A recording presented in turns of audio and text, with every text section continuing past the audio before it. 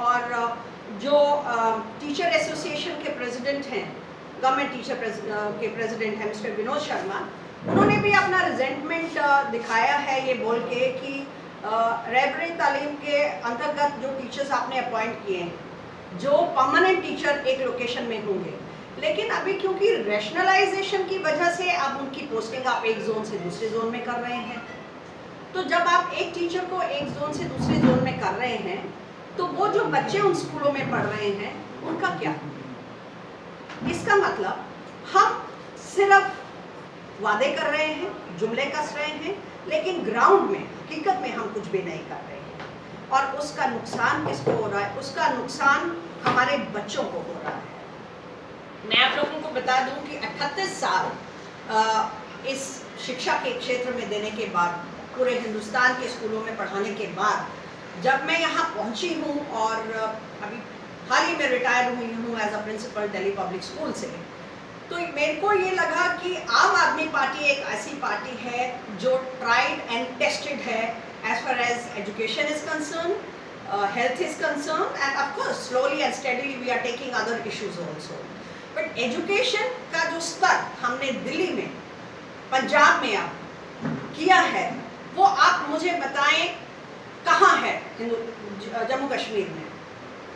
दूसरी जो सबसे बड़ी प्रॉब्लम है जो मिस्टर विनोद जी ने हमें मीडिया को भी बताई थी, और मेरी जब मैं ये खबरें देखती हूँ कि उसमें 3-4 चीज़ें हैं जो रैशनलाइजेशन आप टीचर्स की कर रहे हैं। उसमें टीचर ने स्कूल में पढ़ाना भी है,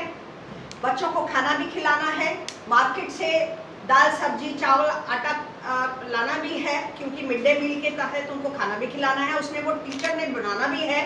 और उसके बाद उसने बीएलओ ड्यूटीज़ भी देनी है, सर्वे ड्यूटीज़ भी देनी है, डाटा कलेक्शन भी करना है, अटैचमेंट कईयों की हो रही है डीसी ऑफिस में, किसी की एडीसी ऑफिस में। मैं आपको यहाँ एक पर्सनल उदाहरण आपको देती हूँ, क्योंकि लोगों को ये ना लगे कि मैं खाली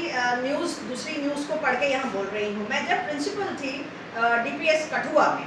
तो जिन टीचर्स ने, गवर्नमेंट टीचर्स ने बीएड नहीं कर रखी, तो ऑलमोस्ट 200 टीचर्स वहाँ पे आए जो बीएड कर रहे थे, और उनका मैंने एक वर्कशॉप ली। तो जब मैं कुछ टीचर्स को उठा के उनसे ये पूछ रही थी कि आप मुझे बताएं, अगर आप क्लास 8 के बच्चे को पढ़ा रहे हैं और इंग्लिश पढ़ा रहे हैं, ये टॉपिक है, तो आप मुझे बताएं जो 3 डिफरेंट लेवल के बच्चे होते हैं, उनको आप तीनों लेवल के बच्चों को अलग अलग कैसे पढ़ाएंगे? तो मुझे सुन के ये बड़ा आश्चर्य हुआ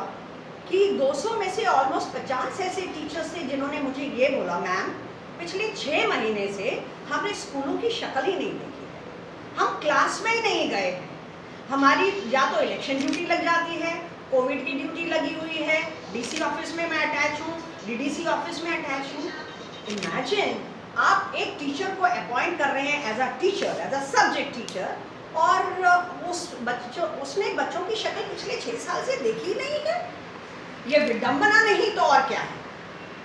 ये क्या हम, ये गवर्नमेंट और ये एडमिनिस्ट्रेशन ये सोच के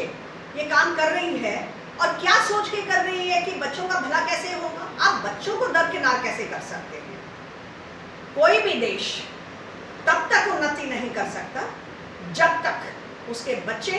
पढ़े लिखे ना हो। ये गवर्नमेंट चाहती है, ये एडमिनिस्ट्रेशन चाहती है कि बच्चे पढ़े ही ना, क्योंकि अगर पढ़ लिख जाएंगे तो इस गवर्नमेंट से, सेंट्रल गवर्नमेंट हो या स्टेट की गवर्नमेंट्स हो, उनसे सवाल पूछेगी, और पढ़े लिखे बच्चों के सवालों के जवाब इस गवर्नमेंट के पास नहीं है।